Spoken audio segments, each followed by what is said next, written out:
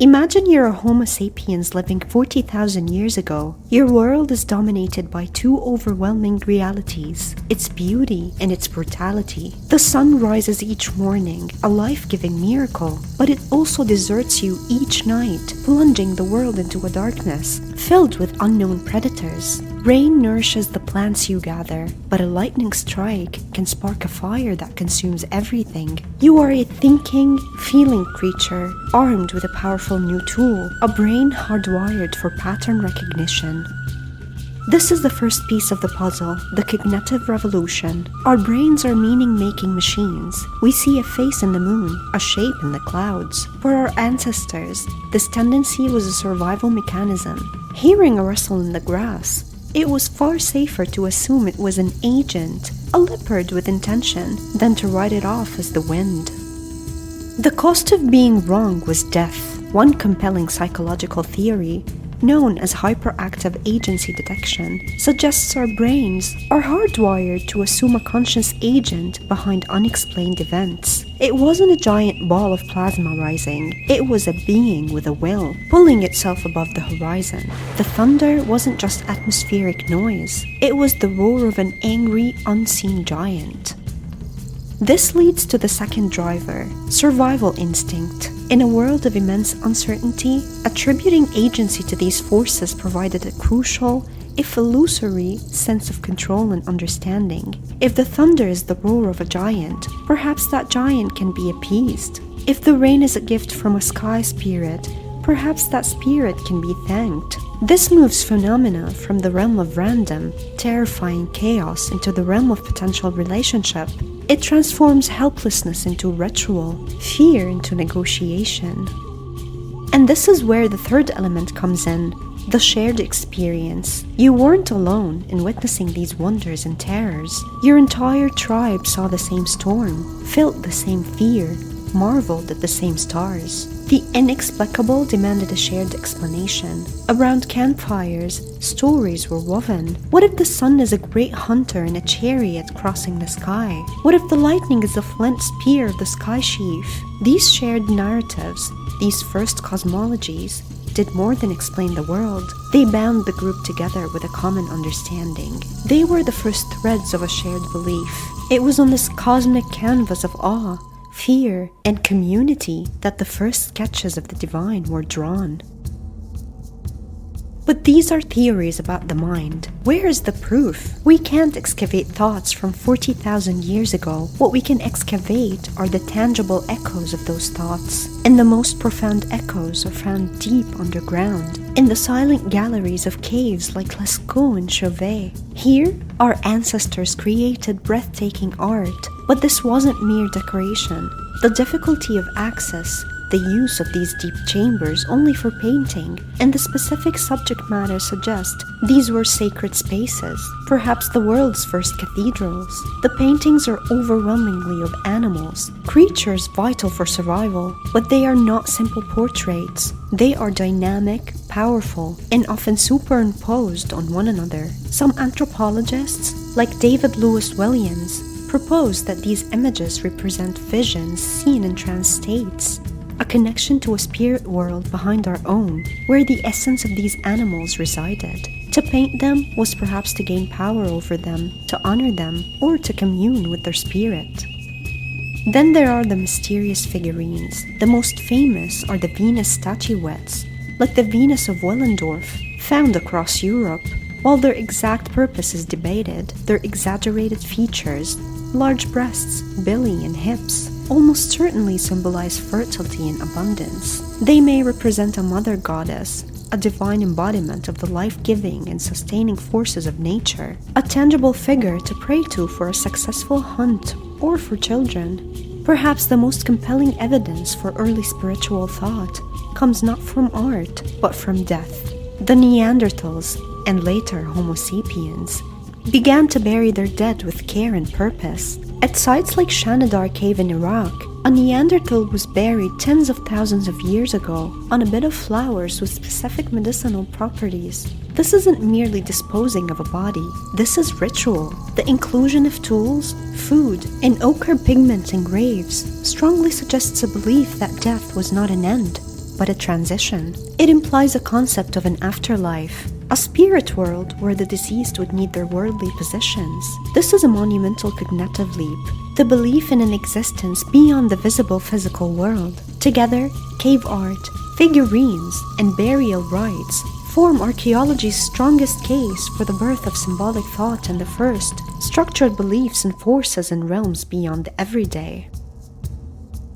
So we have a community with shared beliefs and rituals, but who guided them? Who interpreted the signs? Who ventured into that spirit world?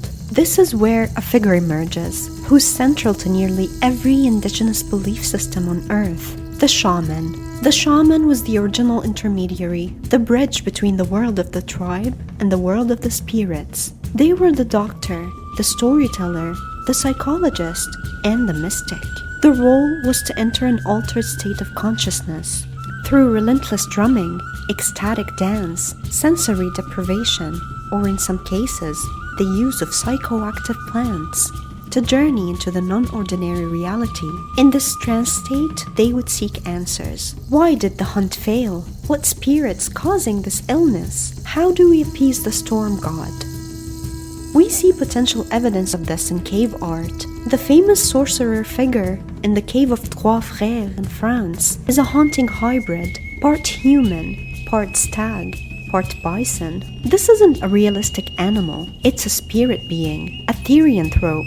Many researchers believe this depicts a shaman in a trance state, transforming and taking on the power and attributes of an animal spirit to gain its knowledge for favor. The shaman's power was in providing coherence.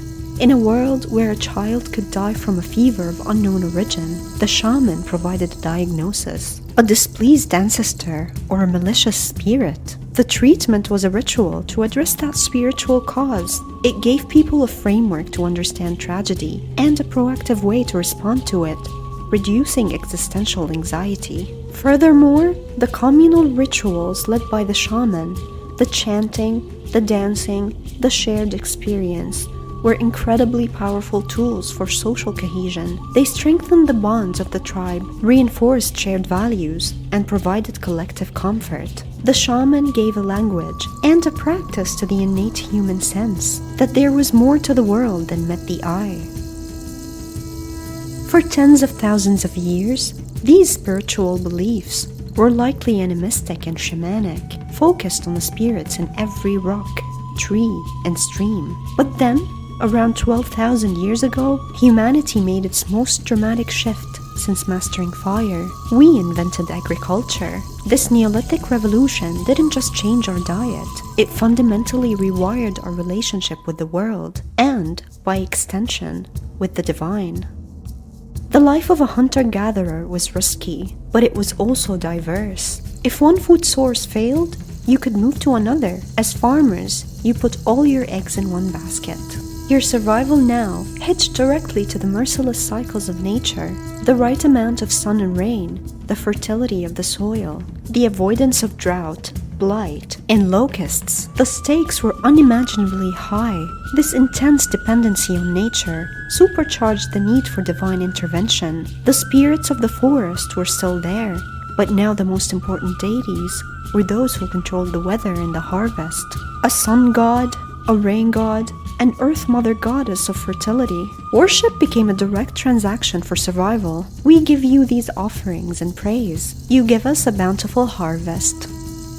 This led to the second major development: organized, calendrical ritual. The seasons were no longer just changes in scenery, they were the rhythm of life and death.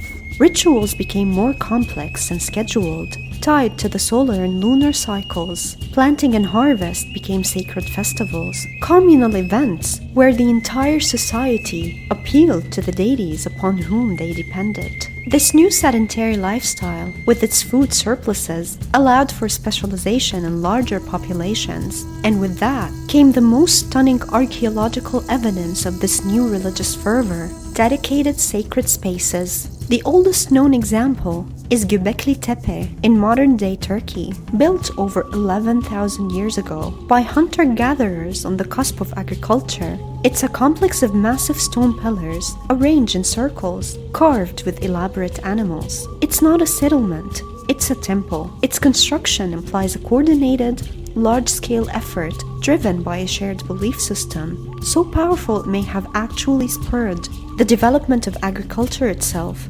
To feed the workers building it, the divine was no longer just in the landscape, it was now housed in architecture, becoming a central, organizing principle of society itself. The stage was now set. With cities came writing, and with writing, belief could be codified. The fluid, oral traditions of the past began to solidify into the structured systems we recognize today as organized belief. The first step was the development of complex mythologies. The simple stories around the campfire evolved into elaborate cosmologies, explaining the creation of the world, the origins of humanity, and the dramas of the gods. In Mesopotamia, the Epic of Gilgamesh explored themes of mortality and divinity. In Egypt, the Osiris myth explained the cycle of death and rebirth, mirroring the Nile's floods. These stories provided a divine blueprint for the world, answering the why questions that science had yet to touch.